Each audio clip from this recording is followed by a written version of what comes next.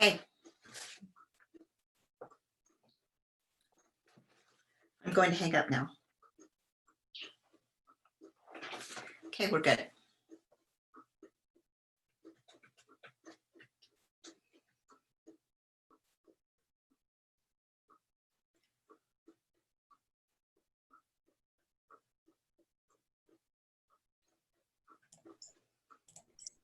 All right, I think that I am officially the host now. And then I'm gonna make you, Ken and Alyssa, I'll make you hosts because the live stream is set up now. Okay, great, thank you. Yeah. All right, do you have the capabilities now for muting? Okay, yep, perfect. We're all set. Thank you. Perfect. Yeah.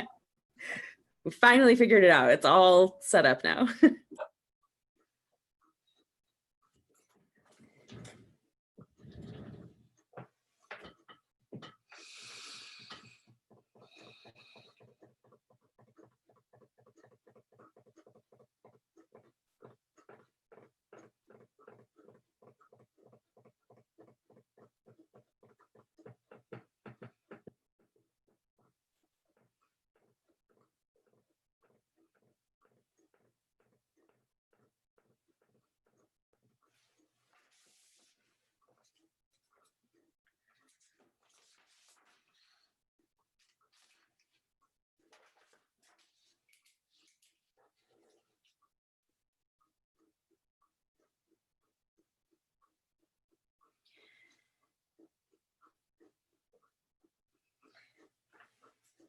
So we know everybody can see it and everybody can hear it.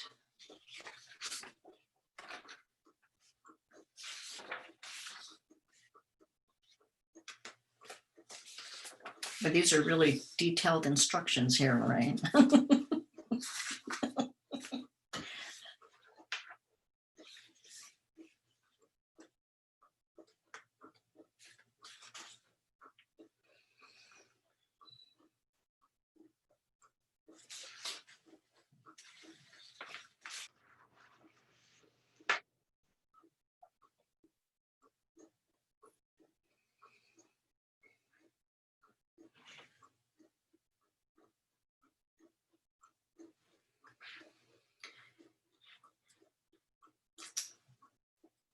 If you go offline, well, I'll text you.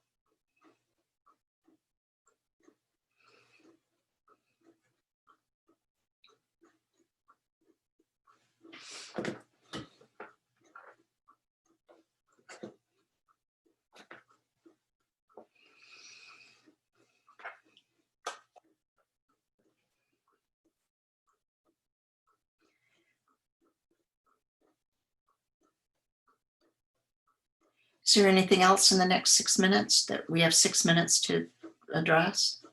Anything else? We good? We just need to start. Yeah, I think we're all set on this end. Okay. Probably just, giving people a little bit of time to log in, get settled. Okay.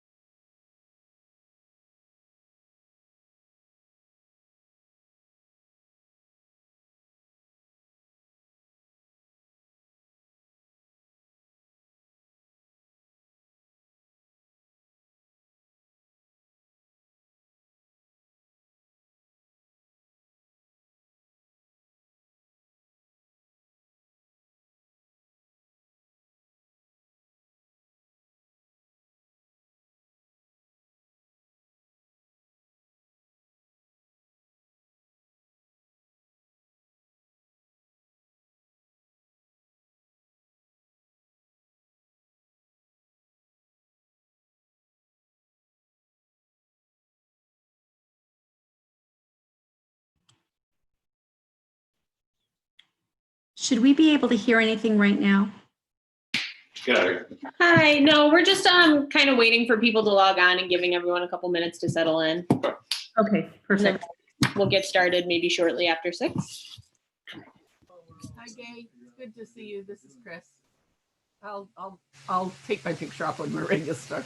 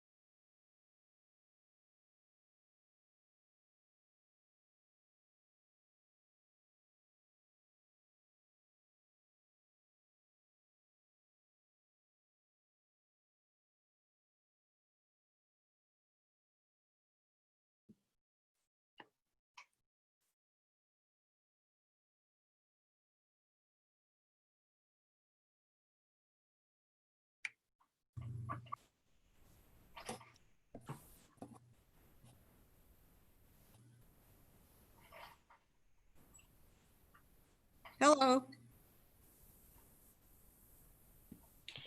Yeah, hello. For those of you just joining us, I think we'll probably give it 5 more minutes or so just to make sure everyone that wants to be on is on.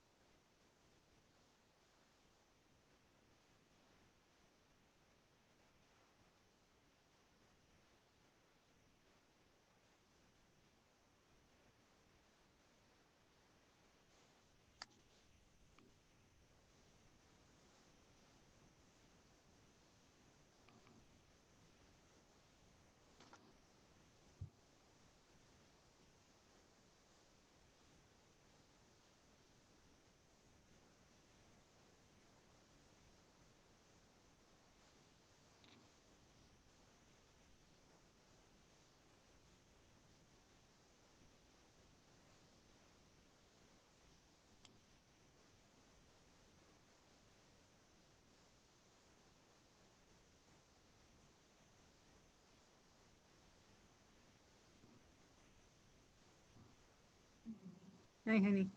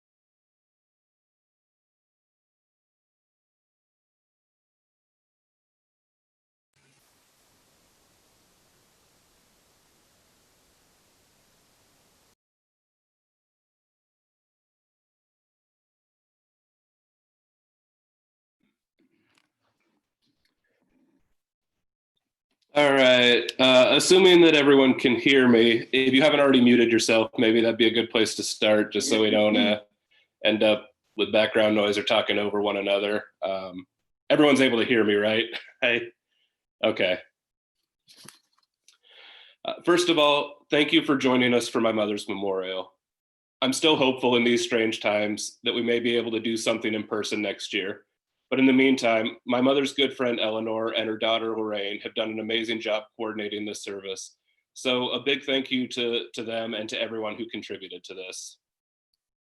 Once I'm done with the introduction, the service will commence with the reading of a letter from my mom's longtime friend and neighbor, Gay Willis. Afterward, we'll have a reading by my Aunt Karen of my mom's neighbor, Lisa Ward's poem. And then we'll move into a video of photos and stories about my mom. After the video, we'd like to open this up to anyone who wishes to say something live. So once the video ends, if you could just let me know in the chat below that you'd like to speak, I'll call on people so that way we can try to avoid too much cross communication and talking over one another. Again, thank you to everyone joining us. My mom worked incredibly hard to develop strong friendships and networks, and you guys are the fruit of those labors. While I obviously didn't know my mom while she was growing up, all evidence points to a strong desire to put down roots after growing up as an Air Force brat. She clearly wanted to find a long-term home, which she did in Juneau, to start a family. She had to settle for me, and then have a menagerie, which she always did in a big way. It was standard for me growing up to say, we have 4 dogs and 4 cats, along with whatever ridiculous animal I had in my room at that time, whether it was a chinchilla or a hedgehog or the like. As you all know, my mom befriended everyone she met. She loved meeting people and hearing their stories. If she saw a child in a grocery store, she was going to speak to that child. No ifs, ands, or buts, as she was fond of saying. And by the way, that child's parents were automatically her good friends. End of discussion. She had no shame or filter in public, which quickly disarmed strangers and made her instantly endearing. Now that my mom has passed away, of course, I miss her daily. Even though I've lived all over since high school, we always made a point to speak on Sundays, so Sundays are especially hard these days. What I may miss most, though, is just having someone that I was always able to call up at any time and discuss whatever asinine thought was nagging me at that time. Many years ago, my friend Will Muldoon, who I think or hope is on this call somewhere, and I had come home from a night at the bars, like you do in your 20s. And we had continued drinking and waxing intellectual in my mom's apartment, also like you do in your 20s. When we found ourselves wondering the name of that president who gave the longest inaugural address in history during a storm and died shortly thereafter. My mom wandered into the apartment, took stock of the situation, and without missing a beat, told us that it was William Henry Harrison. Thereafter, she turned around and went back to bed. She just wanted to make sure that we were okay, and of course, educate the miscreants in her basement. That was who she was. She loved unconditionally and indulged everyone. My mom instilled in me a sense of adventure, which she very much had herself. Beyond her insistence that we spend our summers road tripping throughout the country and Canada, her sense of adventure was on full display when my then 58-year-old mother flew by herself from Juneau, Alaska to Wuhan, China to visit me. By the way, she was in contact with people that she met in China up until the very end. Whatever positive traits I may have are likely directly traceable to my mother. Even though she's gone far too soon, I'm infinitely grateful for all that she did, and more recently that she was able to attend my law school graduation and meet my future wife, Alyssa. She was able to come visit us last Christmas and meet much of Alyssa's large family. I think many of you know that my mom was basically giddy about getting to join them for their annual pierogi making event. That was right up her alley. Although that was the last time I saw her, we continued to speak regularly right up until the very end. I'm lucky that without exaggeration or hyperbole, the last thing she said to me when we spoke on July 23rd was, "I love you."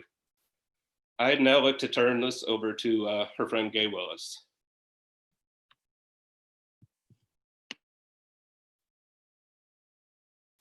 Sharon Lowe was the most giving person I ever met. Her obituary outlines the myriad of ways she served in the community, but the list is a dim reflection of the true brilliance of her caring spirit.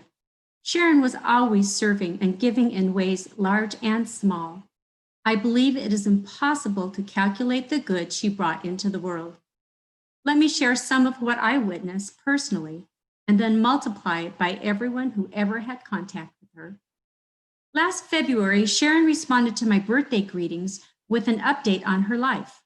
Nothing new currently happening in my life, but next month my cardiologist will be calling to schedule a catheterization procedure to repair an aneurysm in my aortic artery and set me up with a cardiosurgeon to do a valve replacement. We will be doing that in May so that I can attend Kenny's wedding. The doctor is guesstimating that I will need 2 months to recover, so that means I will make it all the way through the tax season and only miss a couple weeks of the backpack program. I will turn over the summer lunch program to someone else.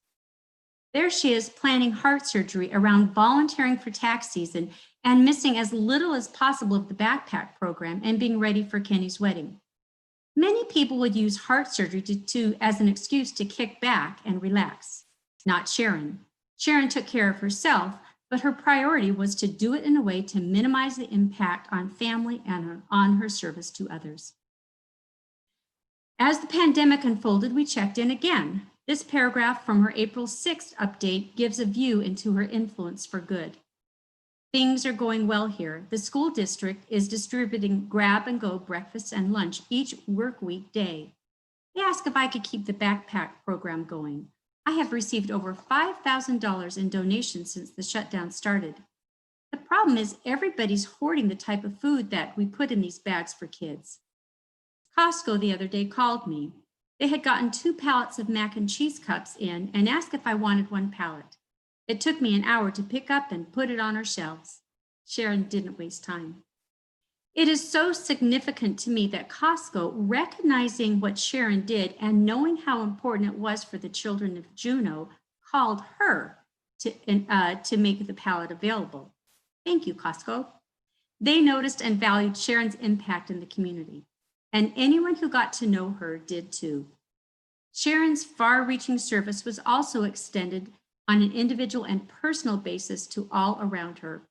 I moved into her neighborhood in 1988. I don't remember exactly when or how I met her. Perhaps it was through our sons, Kenny and Reed, who were born the same year.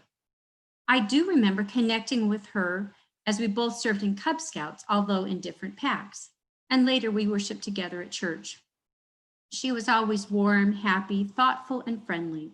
She served in many capacities. I remember significant service to youth and in the women's organization at our church. Sharon noticed others and was aware of needs. Knowing Sharon had profound influence on my life. I was impacted through her example, but Sharon also touched my life personally in other ways.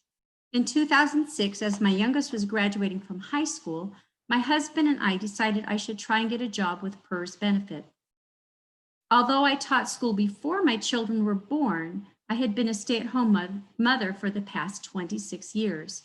It was intimidating to try and write a resume and prepare for a job interview. Sharon was such a great cheerleader to me. She walked me through how to frame the service I had given at church, at school, and in scouting as assets I brought to a job. She valued what I had done and encouraged me to speak of it with confidence. I was blessed to get the job at Juneau Douglas High School that I loved and brought great meaning to my life. Sharon's behind-the-scenes encouragement helped me get that job, which also provided medical and PERS benefits that have been so critical as life threw me many curves. I was diagnosed with breast cancer in March 2013, and I was 6 weeks behind Sharon's second bout with breast cancer. Even though she was going through treatment herself, she reached out to mentor and support me. We talked about doctors, what surgery and treatment would be like, what to do about reconstructive surgery, and how to deal with the challenges of breast cancer. The day before my mastectomy, I recorded this in my journal.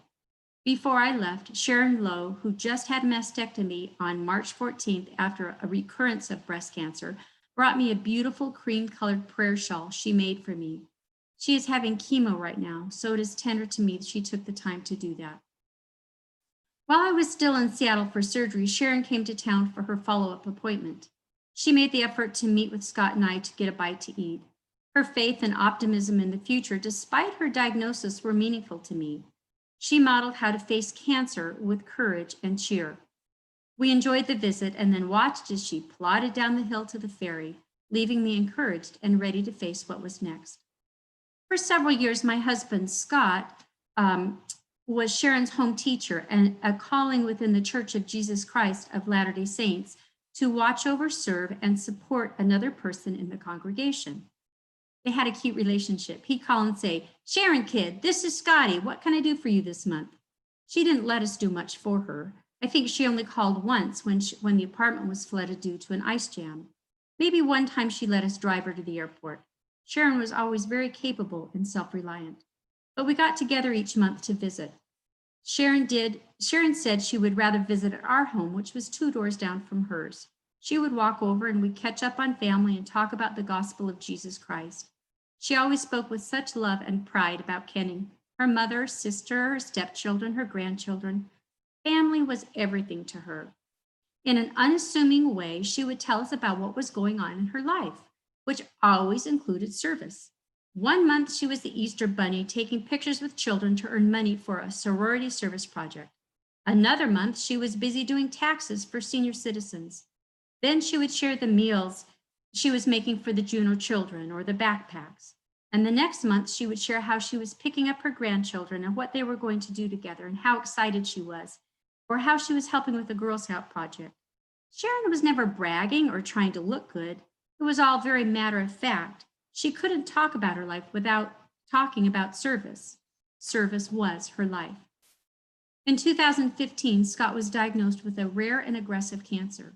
After a botched biopsy caused a massive hemorrhage, we spent the last 5 weeks of his life inpatient at Virginia Mason.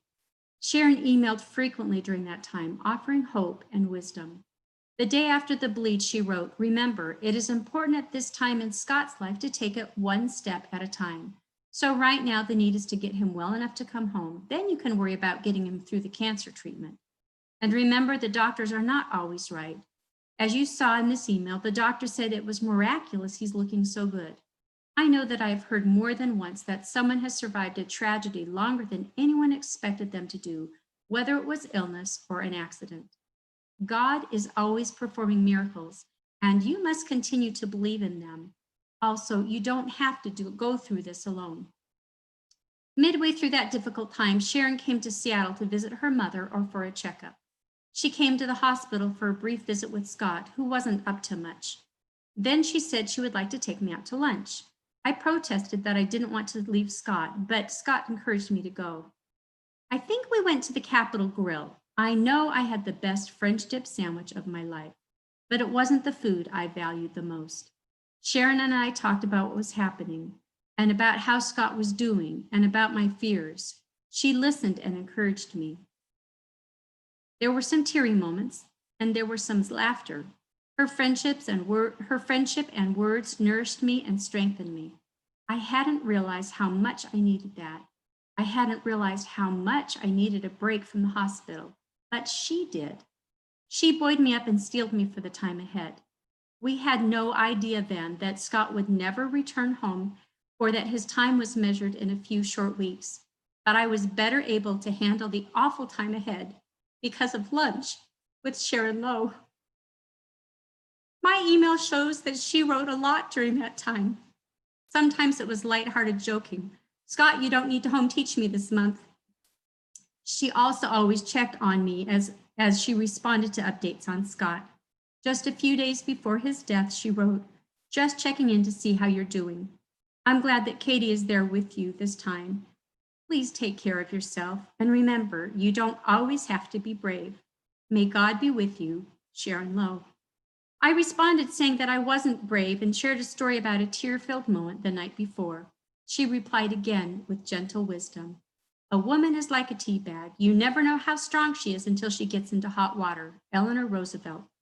You are brave and strong. Crying is not a sign of weakness. It can be cathartic and can give you the strength to get through the next stage. She was always very watchful and protective after Scott's passing. Even after I left Juneau the next year to spend my days helping my grandson who had multiple medical issues and my nights as a caregiver for Scott's parents, she would check on me from time to time. And when I was able to come home, we would occasionally go out to eat. I called her this spring to check in with her because I knew she was supposed to have surgery in May. We caught up on life, and I told her I had moved into my own home just 3 minutes away from my son's after living with Reed's family and helping with Benjamin for 3.5 years. I felt like it was the right move to make for both my family and me, but I shared how I felt a bit lost. She made one wise last observation. She said, "It'll be okay, Gay. Now you'll be able to be more of a grandmother than a nanny. Your role will be more clear."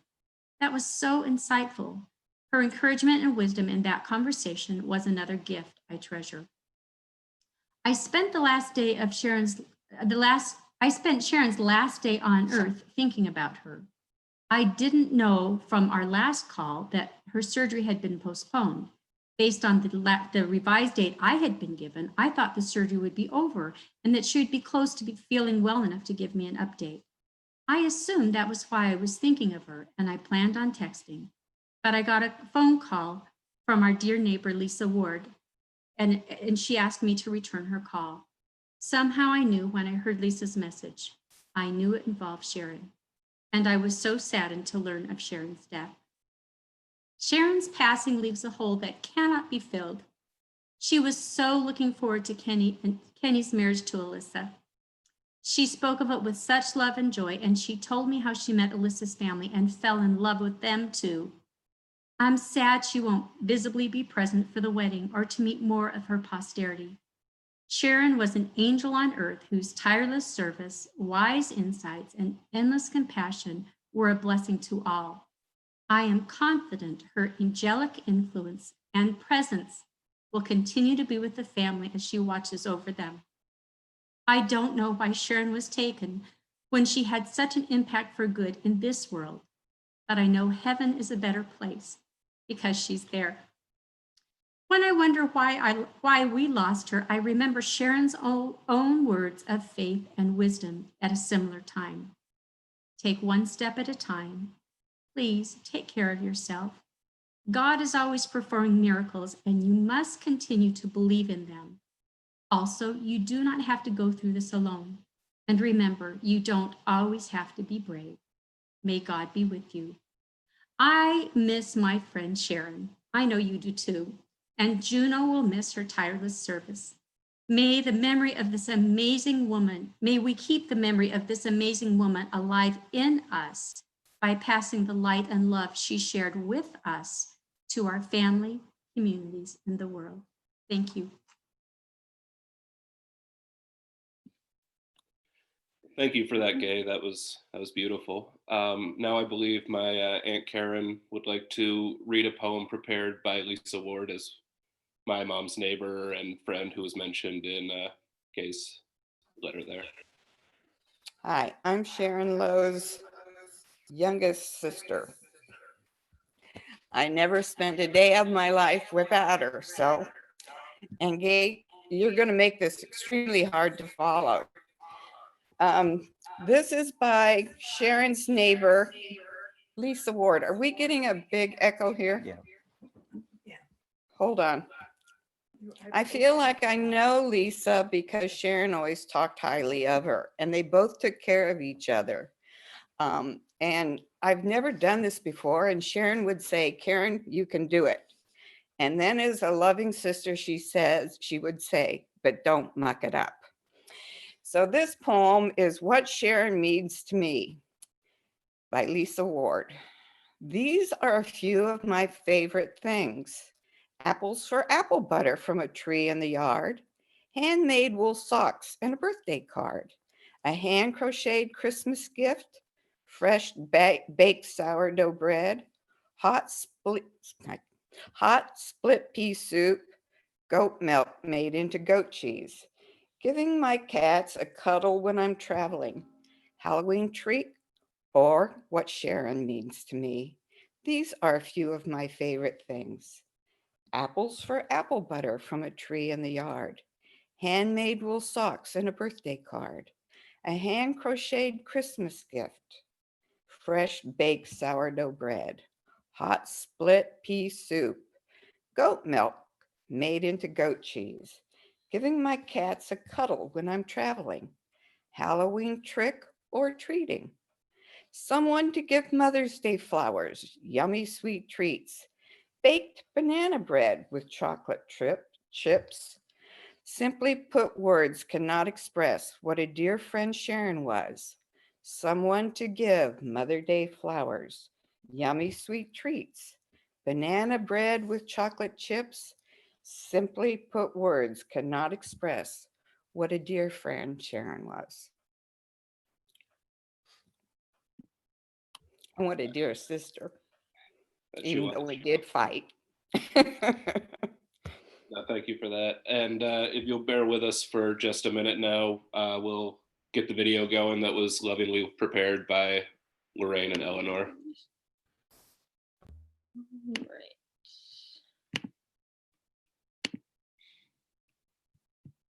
Okay.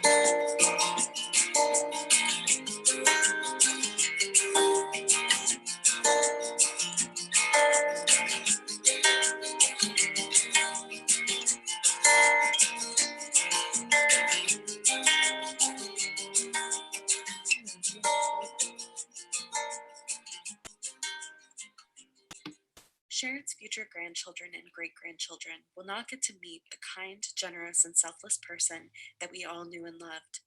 It's only through our memories that they will get a sense of who she was. Through our memories, we show the lives she touched and the generous contributions she made, not only in the Juneau community, but the countless nonprofits she supported in the country. In everything that Sharon did, she led by example.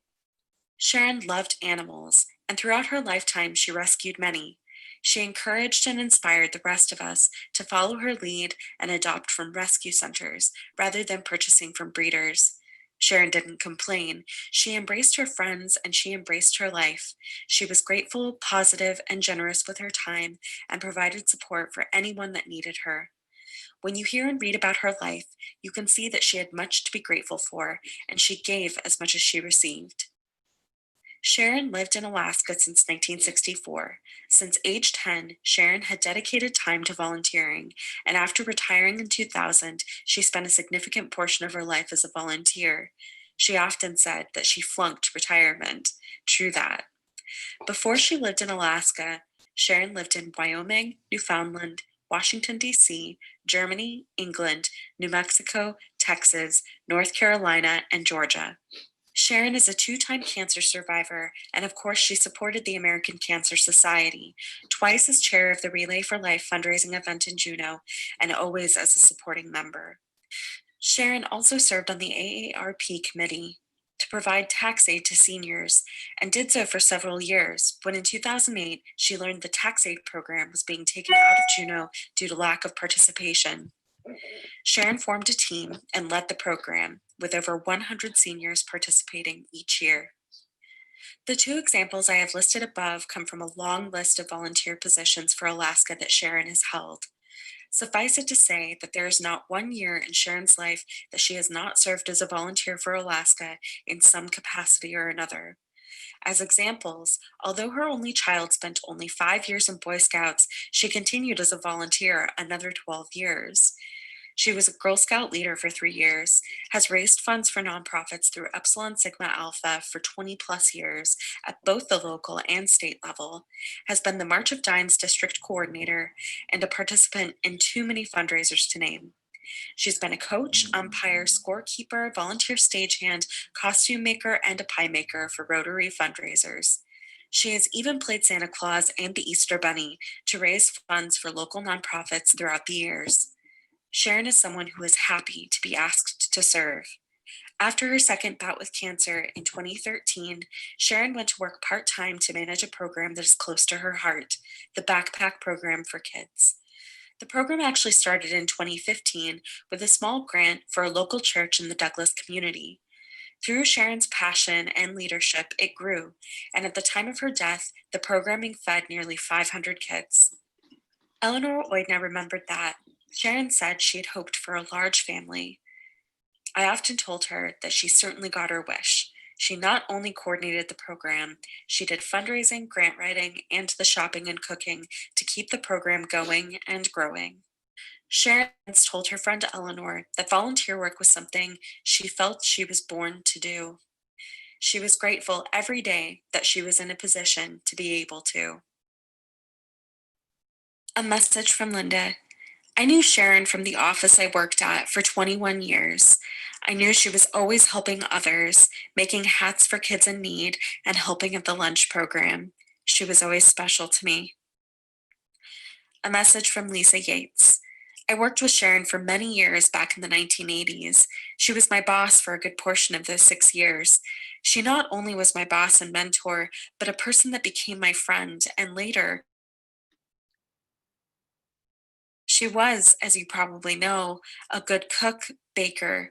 She had an awesome sense of humor, and I remember laughing a lot through our work days. She is greatly missed. A message from Peter Nakamura. Sharon was always available to meet the challenge in the office or after work.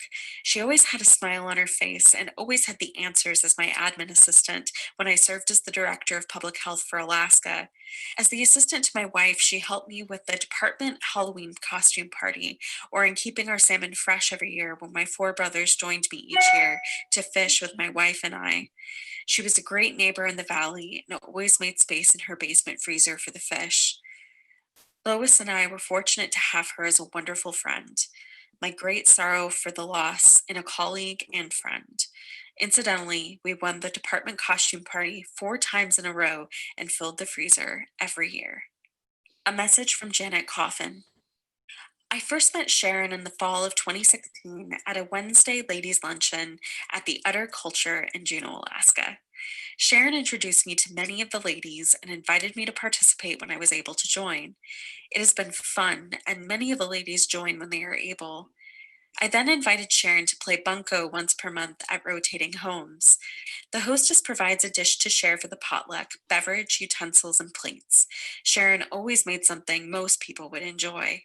Sharon was also, during summer months, providing lunches for children at a church in Douglas. Sharon also prepared bags of groceries for weekends for high school teenagers. Many times, if I was in Costco or Fred Meyer, Sharon would be in there shopping with funds provided by grant money. Sharon was a very busy lady, always with a bag of yarn for knitting hats or crocheting. In June 2018, Sharon treated me to see a show at the Perseverance Theater entitled Steel Magnolias. In December 2019, I asked Sharon if she would like to attend the U.S. Coast Chief Petty Officer Senior Holiday Dinner, along with our other friend, Kathy Painter. We had a good time and even had a holiday picture taken. In December 2017, I helped Sharon with a fundraiser, a pancake feed, at Thunder Mountain High School. Several times, I held a tea party at my home with finger sandwiches, and most ladies brought a teapot. Sharon provided transportation to the Juneau airport when my husband and I would travel to Seattle. Sharon was a generous woman and will be greatly missed. May she rest in peace. From Kathy Painter. I have known Sharon from playing bunco with her over the last 3 to 4 years. She was such a wonderful delight to have and fun to be around. This past year, I joined her and other ladies at the ladies' luncheon. We met at 1 p.m. on Wednesdays at different restaurants. Once again, it was so fun to have those memories of her. She also joined Janet Coffin and me last December 2019 at the Coast Guard Christmas party. I also met her and Vivian for a dinner at a small restaurant by the hospital before going to a concert at Centennial Hall a few years ago. Last Christmas at one of our luncheons at a restaurant, she gave us all some Christmas mugs. I will always remember her when I look at that mug. She will be greatly missed. I am so blessed to have known her the last few years. A message from Jack Marshall. I worked with Sharon, and she and I went to the same church. I live 5 houses up the street from her, and having lived on Turn Street for 36 years, I got to know her well. As her home teacher from the Church of Jesus Christ of Latter-day Saints, I spent a lot of time at her home. She had an independent spirit and was kind and loving to all. She loved her dogs. She volunteered at the election poll each year. I will miss her greatly. A message from Laura Lundborg, Sharon's ESA sorority sister. Sharon was truly dedicated to helping others. I've never met someone so caring of everyone around her, including many, many people she did not know. One moment of her time made a positive difference for someone, and all the moments of her time made a positive difference for everyone. I remember most that Sharon would likely be knitting a cap, scarf, or socks while volunteering her time at one philanthropic event or another, and carrying on a conversation with a smile on her face. Super multitasker. Sharon was 100% a true humanitarian, and we are all better people for knowing and loving her. A message from Margi Maki and her Epsilon Sigma Alpha sisters. Sharon always had her yarn with her, always ready to help with Santa pictures, from decorating, pictures, printing, and even filling in for Santa. Ready to put on the Easter Bunny suit to make children happy and listen to them giggle, making pies to sell at the mall, cookies for the Pioneer Home senior proms, and a few times taking pictures at the prom, helping young high school girls with personal items, collecting food for children. Sharon was always ready to help and fill in as needed. Sharon was on the ESA board from our chapter and the state president. Her theme was dream catchers. If Sharon wasn't with us, she was wishing she could be. Sharon was loved and cherished by all of her ESA sisters. She will be greatly missed. Love you, Sharon, and thank you for being an incredible, magnificent, loving friend. A message from Mary. I was very proud to have known Sharon and to have her as a friend. She symbolized all the goodness that life had to offer. I first met Sharon at a family gathering about 7 years ago, not knowing that she would also become part of my workplace life. Sharon had a passion for helping people, and especially children. Each week, she would bring bags of non-perishable food to my workplace to be distributed to the family of students who oftentimes would not have enough food in their homes on the weekends. Although not identified by name, they became Sharon's kids, and youngsters would look forward to the Friday food bag. As the weather turned cooler, she would bring packages of socks and gloves, and they were given out as well. Oftentimes, I would encounter her shopping in a local store, and she would say she was shopping for the kids. I really believe she was trying to feed the less fortunate, one person at a time, and although she is no longer with us, her legacy continues. A message from Maryann Vaughn. I think Sharon's future grandchildren should know what a great person she was. I first met Sharon through Boy Scouts, where her son Ken and my son Nate were active. Later, Sharon and I participated in craft sessions, knitting, and quilting events. It seems she was always doing for others. When she made things, they were donated. My later memories of Sharon were seeing her at filled with food items for church outreach for children's lunches. I will remember Sharon as a kind, generous, gracious lady. She loved her son Ken generously, with patience and kindness. A message from Melissa Dale, school counselor, Juneau Community Charter School.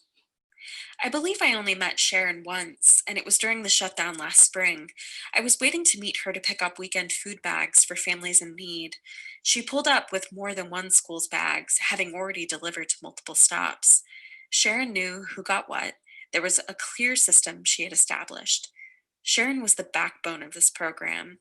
That is very clear as a fellow counselor who is trying to help piece it back together again this year.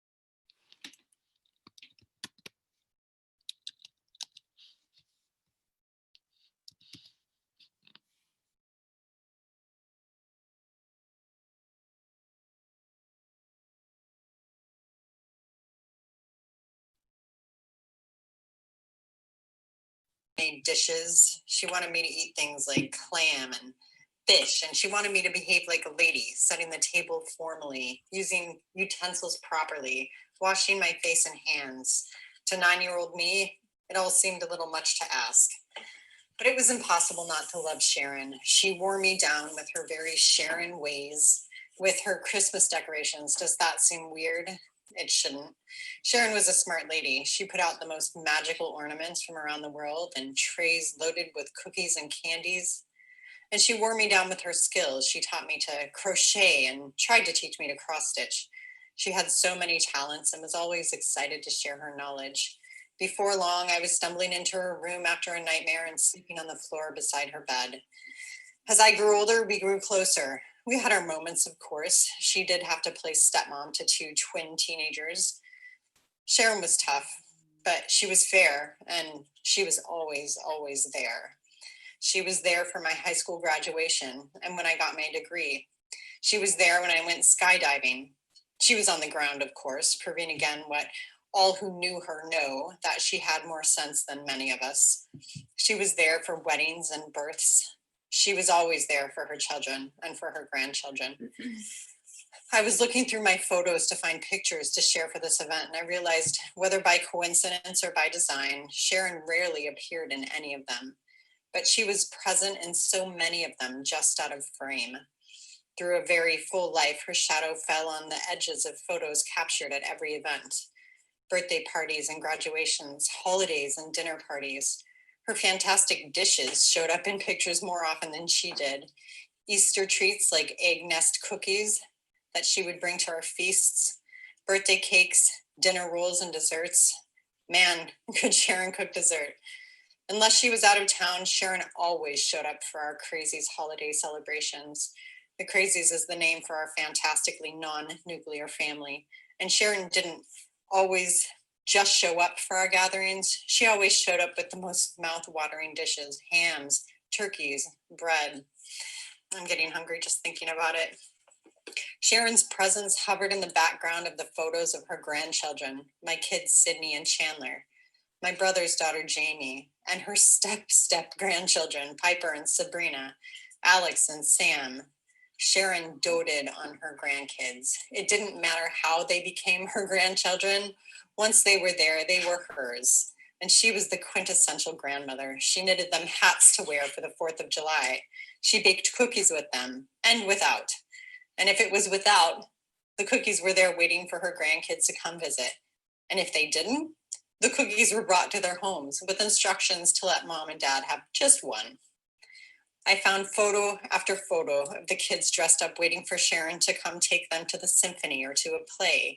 She bought them season passes from a very early age. Sydney loved her symphony dates with Grandma Sharon. Rain or shine, sickness or health, Sharon would go with Sydney and she would go with her friends to the symphony. I had to go pick Sydney up once because she started vomiting in the car on the way over, but she refused to stay home. Chandler liked going too, although Sharon finally stopped taking him because he vacillated between talking nonstop or sleeping through the shows. But today, both of my children play multiple instruments, and I credit Sharon for instilling in them a love of music. Yes, Sharon always showed up, even if you could never prove it with pictures. She was active in all the kids' activities, brownies, Girl Scouts and Boy Scouts, music recitals, birthday parties, promotions. I can feel her presence along the edges of every photo from every meaningful event in the children's lives. Photos of Jamie in her fancy dress at her dance recital, Chandler dressed like Johnny Cash after playing guitar before a crowded room. And beyond the meaningful, the everyday, Sharon was there to care for them when they were sick and their parents needed to work, during in-services or when work trips called. She would take them to the church where she volunteered putting together food for children who needed it. She took them with her to help dish up hot lunches to children in Douglas. She took them to the doctors and dentist appointments and to music lessons and karate. She pitched in every time someone needed her. And when the kids became older and no longer needed a minder, she set up dates with them to help Sydney practice her driving or to take Chandler for ice cream. Sharon's passing leaves a huge hole in so many lives because she was such a large presence when she was here. But oddly, I still feel her hovering on the edges, like the lessons she passed on and the good that she did for so many of us have been burned into the atmosphere. I still feel her here. I hear her advice, and I'm so grateful that she was my stepmom and that she was grandma to Sydney and Chandler and Jamie and Piper, Sabrina and Alex and Sam. From Judy Roberts. My first memory of Sharon was at an ESA sorority meeting at Deborah Roberts' Bird's house in Douglas. She was smiling and knitting through most of the meeting as we chatted about business. She wasn't a member at that time, but had been coming to meetings and socials for quite a while. Eventually, Deborah convinced her that she was one of us and that she needed to join. We all loved Sharon dearly and were very happy when she became an official sister. During her time in ESA, Sharon held multiple offices and rarely ever missed an event or meeting.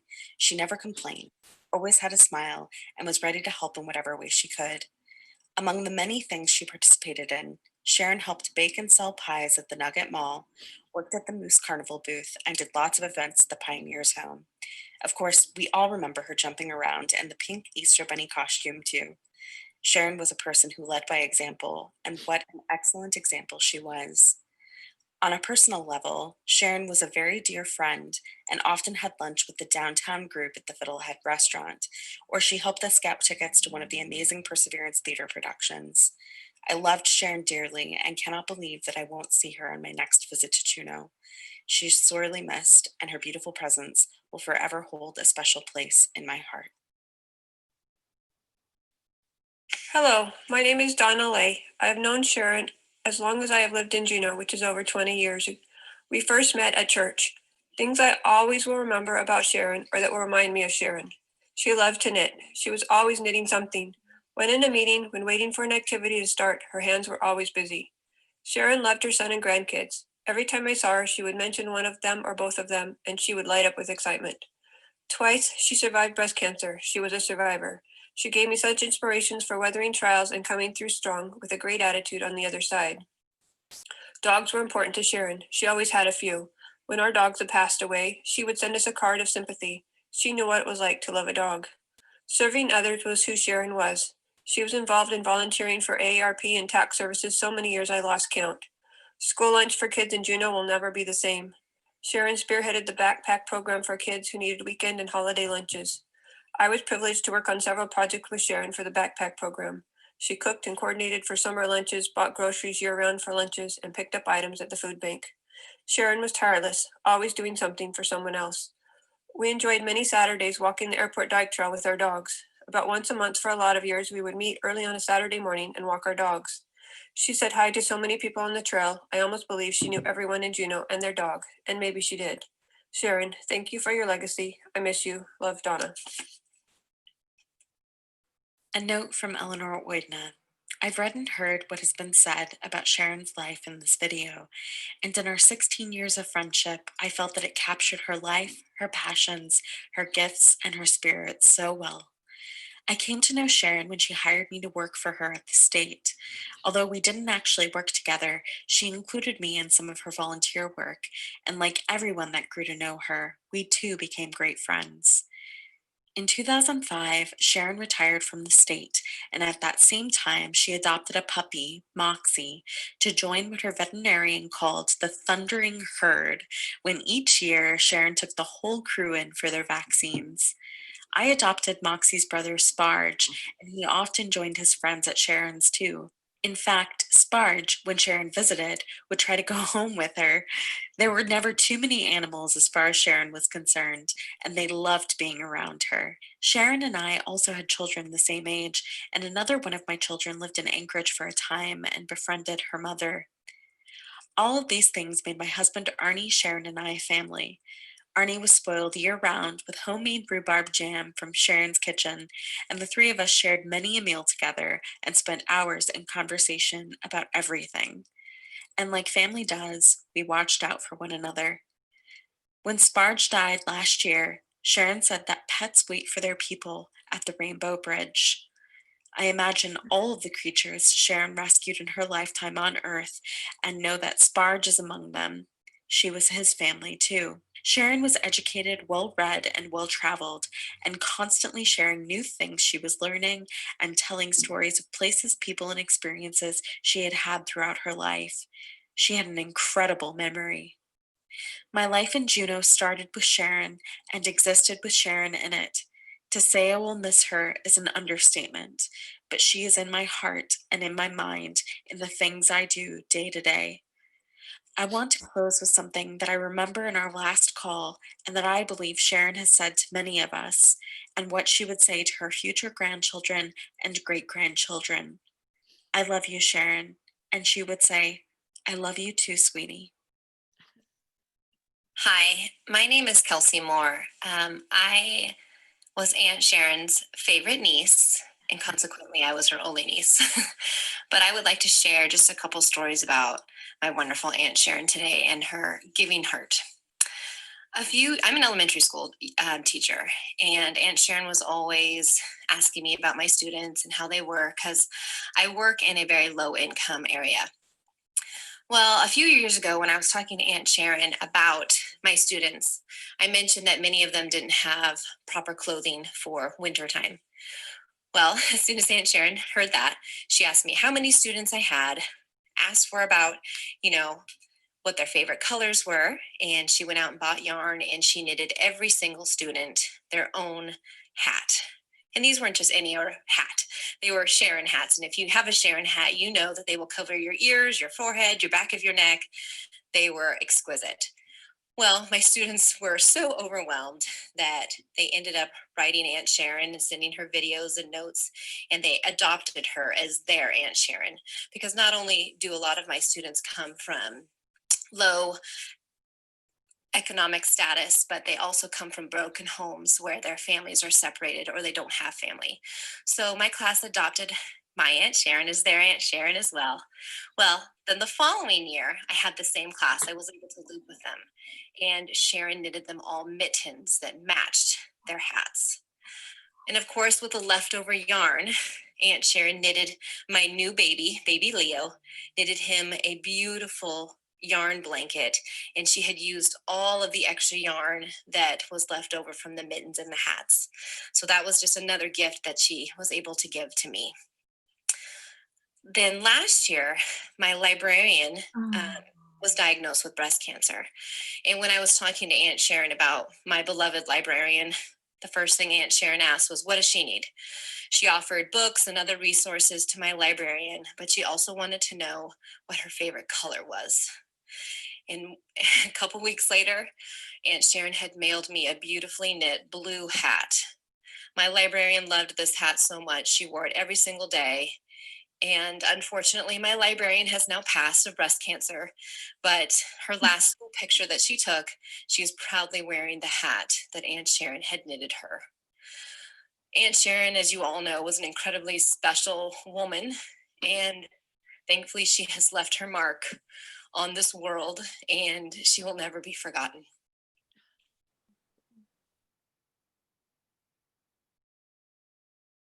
A message from Jillian Hayes. Here is a picture of my beautiful granddaughter, Evelyn Poppy Hayes. I crocheted the blanket that she is happily modeling, thanks to the loving time and care from Sharon. She taught me how to crochet and walked me through making it. You see, I had some yarn and a pattern and the desire, but I had no idea how to make it. Sharon always had a bag with yarn and knitting needles or a crochet hook in her hand, so I figured she could help me. And of course she did. I always wondered if she knew what she was getting into. Anyway, over the course of 5 months, I made that beautiful blanket. We would meet before or after the ladies' lunches, and then many times when I got stuck, we would meet again at a coffee shop so she could get me going again, or fix my boo-boo. While I knew Sharon years ago when Kenny and my son were in middle school together, we never really had the chance to just visit on our own. So I'm so very thankful that I had that special time with her and experienced her amazing patience.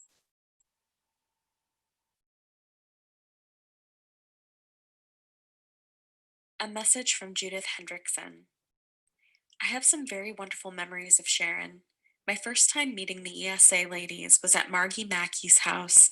It was a tea party and we all had to wear hats. Everyone was so incredibly nice and it was so welcoming. I immediately joined the sorority. We had the best time and Sharon always volunteered for everything. We were so busy. We sold hot dogs and ran outdoor game booths and sold Thanksgiving pies and took Santa Claus pictures. And Sharon even dressed up as Santa a time or two. Sharon Lowe was always the Easter Bunny, and what a wonderful Easter Bunny she was. As an ESA member, she donated peanut butter and oatmeal to Juneau Elementary School. She made cookies for the Juneau Pioneer Home. We spent several years doing the Relay for Life.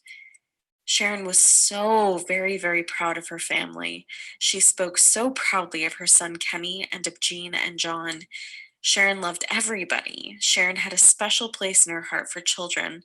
She adored children, and Sharon always kept so very busy.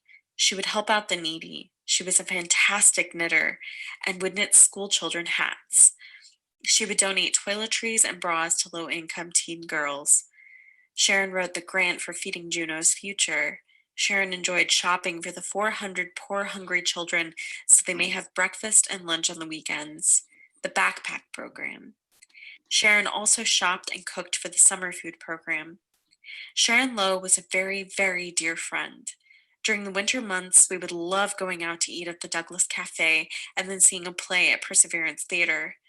We shared a birthday month in February, and a handful of us would celebrate each other's birthdays at the TK McGuire's. It was my son, William Muldoon, who considers Kenny one of his best friends, who called me to tell me of Sharon's passing. We both wept. My son loved Sharon Lowe so much. Sharon Lowe was so very, very brave. She fought cancer twice. Her first bout with cancer, she didn't even stop working. She went to work in Anchorage and got her radiation treatments after work. Her second time with cancer, Sharon had a unilateral mastectomy in Seattle, and she emailed her girlfriends she was in happy spirits and having a good time with Kenny.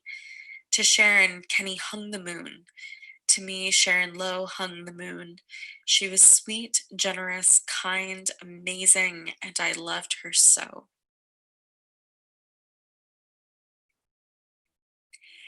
Dear Sharon, I remember first meeting at the Anchorage, Alaska Public Employees Association in May of 1983. There were 4 of us sitting at the luncheon table, and you sat across from me. I think we became friends almost from the moment we looked at each other. Could be we were kindred spirits and the connection was instant. We talked about so many subjects that afternoon. Then in January of 1984, I accepted a job in Juneau with the newly created Department of Labor. My first Juneau home was your basement apartment.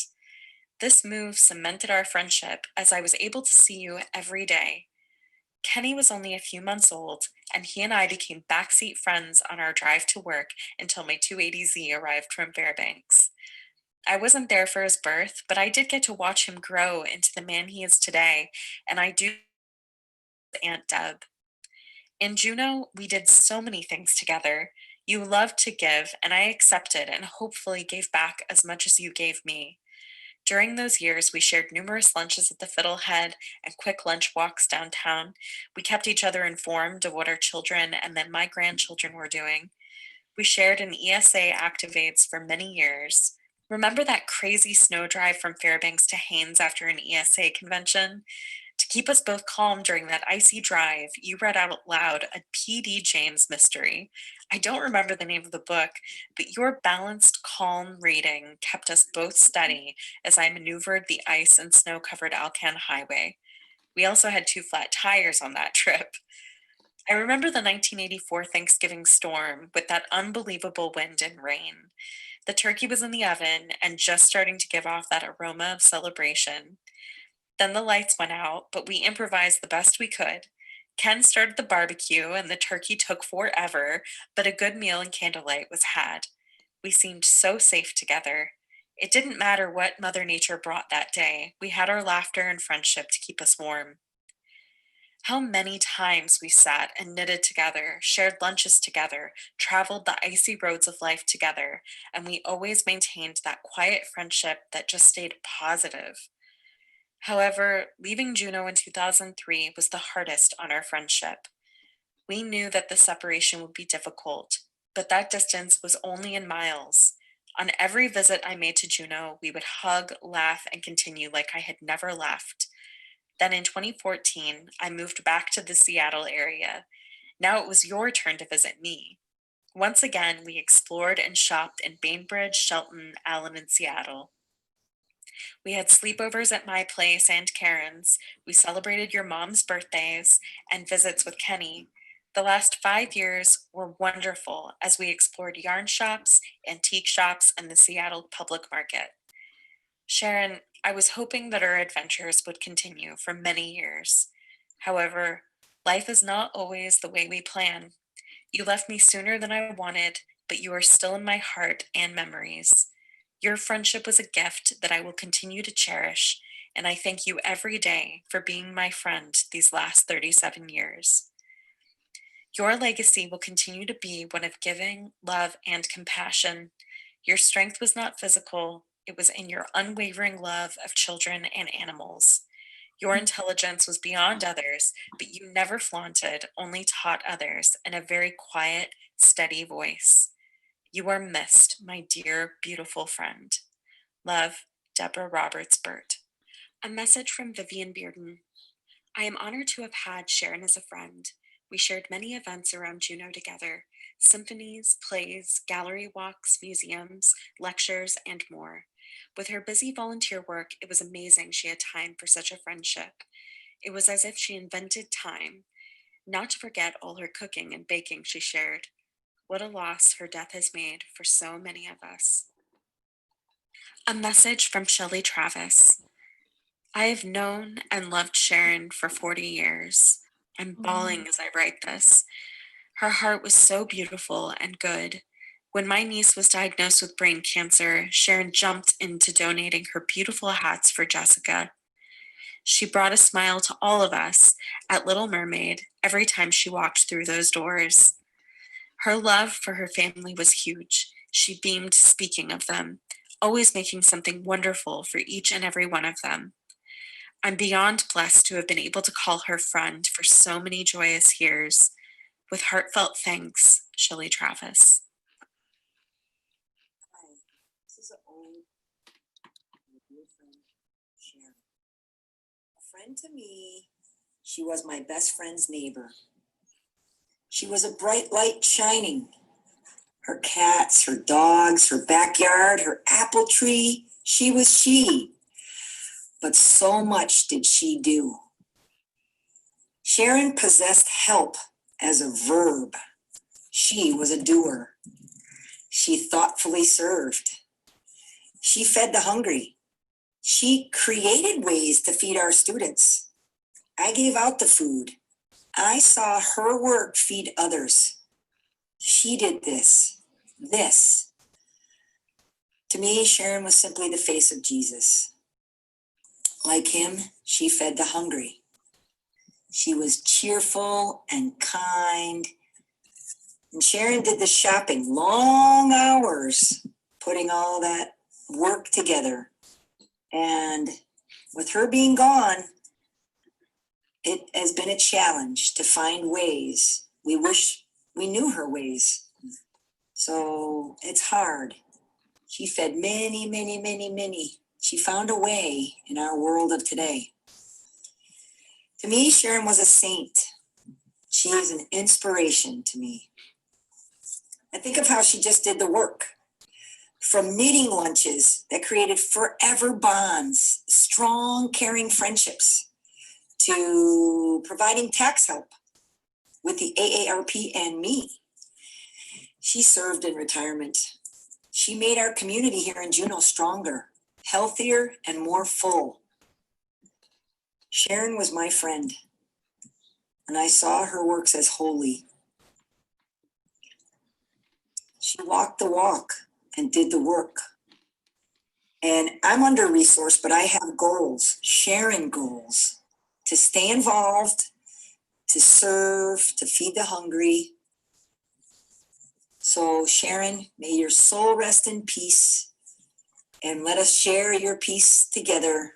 And we remember your legacy, Sharon, your works of mercy. You were blessed, and you are an inspiration to me, Sharon. May you rest in peace. Amen.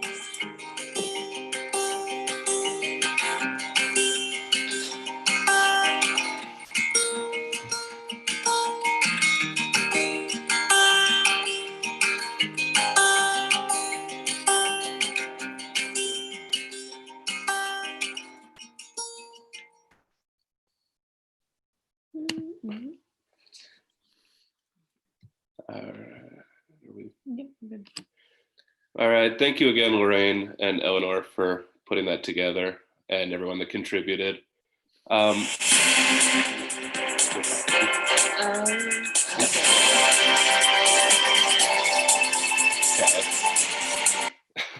Sorry about that. Sorry, everyone. Okay, so at this time, we'd like to open the floor to anyone that would like to speak or contribute. So if you could please just send a chat, and we'll call on people as they let us know that they'd like to speak.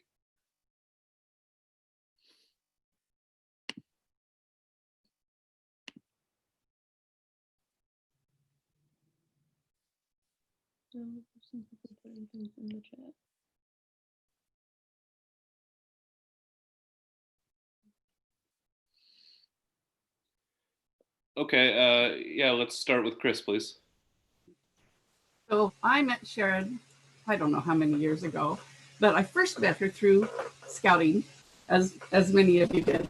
And we worked together for a long time, and she was always a delight. I learned so much from her. And then our friendship progressed a little bit. And one day she said, I want to know a little bit more about your church. I have no intention of doing it, but I'm curious. You know how she always loved to learn new things. And so I arranged for the missionaries to come teach her. And she was very interested, always had great questions, very deep thinker. But she would always say, I'm not joining your church now. But about 3 months later, my son had the privilege of baptizing her as a member of the Church of Jesus Christ of Latter-day Saints the day before he had to go on a 2-year mission of his own in Russia. That was a really glorious thing for all of us. And then a whole lot of people who had not known Sharon before suddenly got to know her through church. She had a great impact on so many people. She spoke all about her love for her children and grandchildren, and she included her step-grandchildren and her children. And every time I saw her, she would just bubble over with how much she loved them. What they did. My life has been richly blessed because of Sharon. I love her very much, and I know that I will see her again someday. Thank you.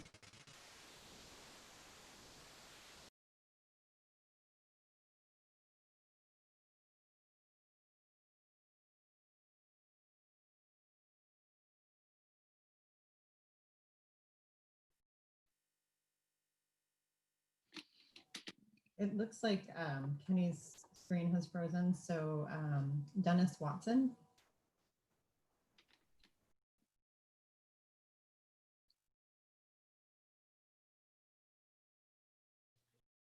Yes, this is Dennis Watson, and my wife and I are calling from Vancouver, Washington. And just a couple of quick stories about Sharon. Number one, it's not a story, but I was very shocked. I heard this morning of her passing. I met Sharon and Ken in 1992, right after I moved to Juneau. They were very gracious and invited me over to dinner since I was living alone trying to get a new business started. And they had me over for dinner, and her son was quite young at the time. And I'm going, wow, what a cool family. But they were very gracious people, and they kind of kept myself directed as I was moving along in my endeavors. After a period of time, we kind of went our separate ways, and I got busy, and I know Sharon was busy. Then several years later, in fact, just a few years ago, the executive director of the Southeast Alaska United Way came to see me and said he needed a favor. And he told me that the folks that were providing the food to the schools needed a place to work because they were working out of basically a one-car garage storage building with one light bulb, no heat, no bathroom, et cetera, et cetera. And so I went with him, and I walked through the door, and there was Sharon. So we talked for a few minutes. She told me what she wanted. I said, well, how much do you want to pay? So she told me, and I said, that's too much. So we negotiated it down, and they moved on over and picked up a spot in the back of our building. And it seemed like every other day she was delivering food.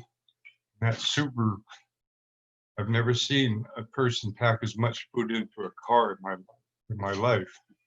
So I'd go out and help her unload and go on about my way and vice versa.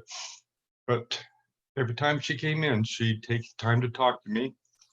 We'd visit about it, just about everything. Her favorite subject was her son. And I'm sure to this very moment that has or will it ever change. So the very best to Sharon. Thank you for letting me share my thoughts.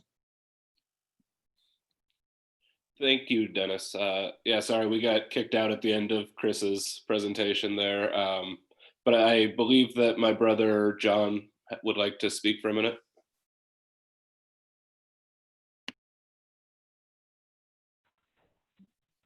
Hi everyone, I'm John, and as you all know, Sharon was my stepmom. I just wanted to touch on a couple human stories from my childhood and growing up with Sharon and Kenny and Jean. There was one road trip, I believe we were on our way up to see her mom and dad and her sister Karen up in Anchorage. And as we were cruising along in this old Honda Accord, I remember Kenny, Jean, and I texting in the back, and my sister leaning up and going, Sharon, it's kind of smoky back here. I'll never forget Sharon's quick response, which was, I know, honey, we're on fire. To which my sister immediately started scrambling around trying to figure out how to get us out of this car as it's on fire barreling down the Alaskan highway. Anyway, needless to say, she's screaming, stop, and she said, I can't, the brakes are on fire, car can go stop. We all got out. Anyway, I remember standing on the side of the road in the middle of nowhere, watching our car burn, and Kenny, at 2 years old, looks over and goes, Mama, the damn shit's burning. So it was kind of a nice break in the middle of a tense situation. And I know my sister touched earlier on her cooking and how she's always trying to get us to try new things like clams. And I remember when we were kids, Sharon would try to get us to eat this clam chowder, and one time it was some sort of clam chowder stew. Anyway, we refused to eat it, and she said, if you don't eat it, you're going to bed hungry. We're twins. We went to bed hungry. Woke up thinking we'd won. What do you know? We were having clam stew for breakfast next morning as well. And let's just say that Sunday morning we set the table again, staring at this clam stew that we never did eat. And anyway, that battle of Sharon trying to get my sister to eat clams ensued long into our adult lives. I, of course, eat clams and like them now. And it was probably in our mid-30s. Kenny, I think, was away in Wisconsin. And Jean and I went over to Sharon's house for dinner on a Sunday. And she made this chili type soup. And it was really good. And we enjoyed it. And at the end, I remember my sister saying, Sharon, that was really delicious. I really liked it. And I remember Sharon getting a smirk on her face and going, I'm really glad you liked it. it was good then. She said, yes, very good. And Sharon said, good. My sister reaches beside her bowl and picks up this handful of meat and goes, is that what all this stuff I pulled out was? I think that was when they finally decided my sister didn't like clams. It was about 30 years later. Anyway, just some funny stories of Sharon as we grew up, and she is missed terribly by all of us. So thank you for allowing me to speak and be here today. Okay, thanks for that. And the last person that Apparently I was garbled for most of that, so sorry. I'll let someone else speak now. It's okay. That was the robot version of my brother. But that being said, I believe Margi Maki expressed interest in speaking.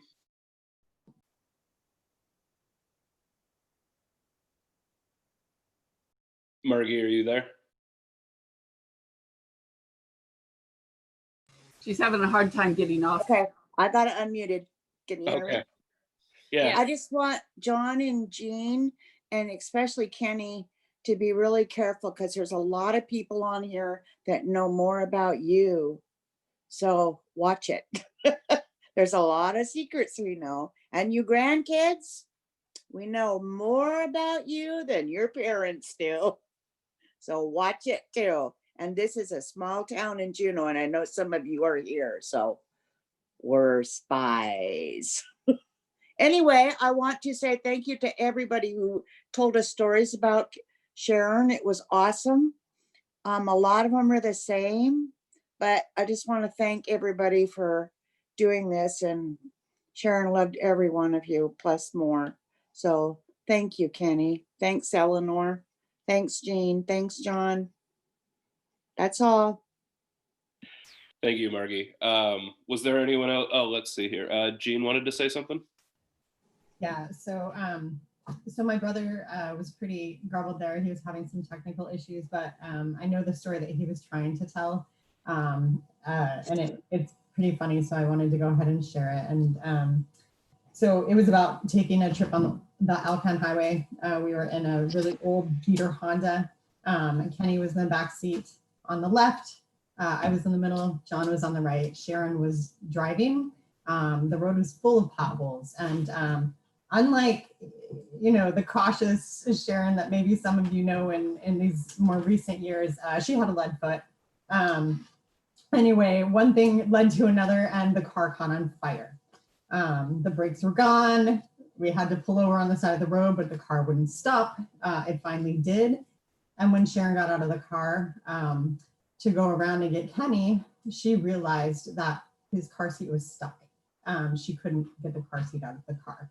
And she was determined to, and she stayed there until she got that darn thing out of the car. And then she ripped Kenny out of the seat, and she promptly threw him in the ditch and laid on top of him, because you've seen the movies.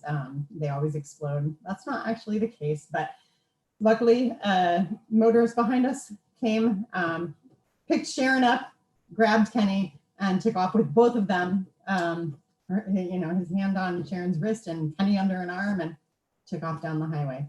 But as we stood watching the car burn and everything that we had in it in the middle of nowhere, I think somewhere outside of Toke, she was, rocking Kenny, and it's okay, it's okay. And Kenny looked up, mommy, it's okay, honey, what? Mommy, the damn shit's burning. And it was classic Kenny and classic Sharon. She lived for her son. So that was John's story that he was trying to get across. I could tell what it is, even if some of you couldn't make it out. And then the other thing I think was her trying to get us to try dishes like clams. She was as stubborn as they come, and we would sit there and try to, wait her out, and she would sit there and try to wait us out, and then we would go to bed hungry and be served the clams for breakfast. She never gave up, and that was John's story as well. Even into our 30s, she would try to get us to eat clams. It worked on him. So thank you.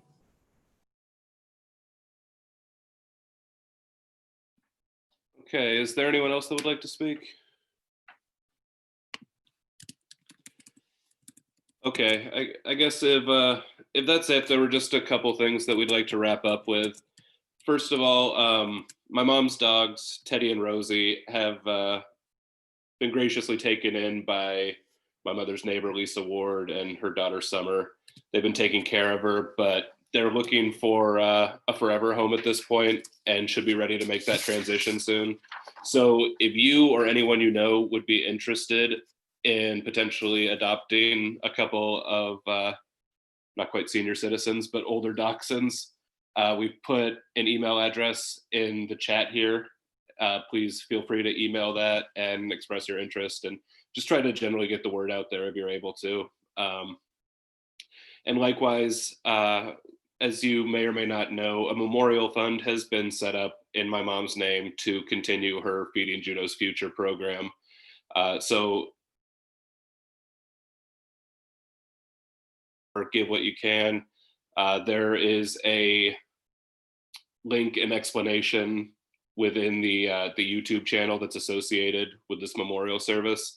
So if you go to the YouTube live stream or the residual videos, you can click on the one for the memorial fund, and that'll give you any kind of instructions that you may need. And I believe that's also a link to it is in the description of that as well. It looks like Lorraine has also added it to the chat here, so it's available there. And I think that concludes everything for our program. So once again, thank you all. I know my mom loved all of you, and thank you for being.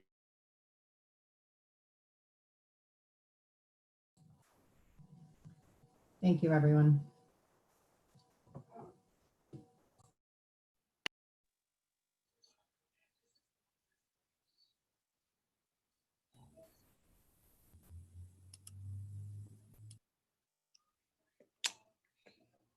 Love you guys.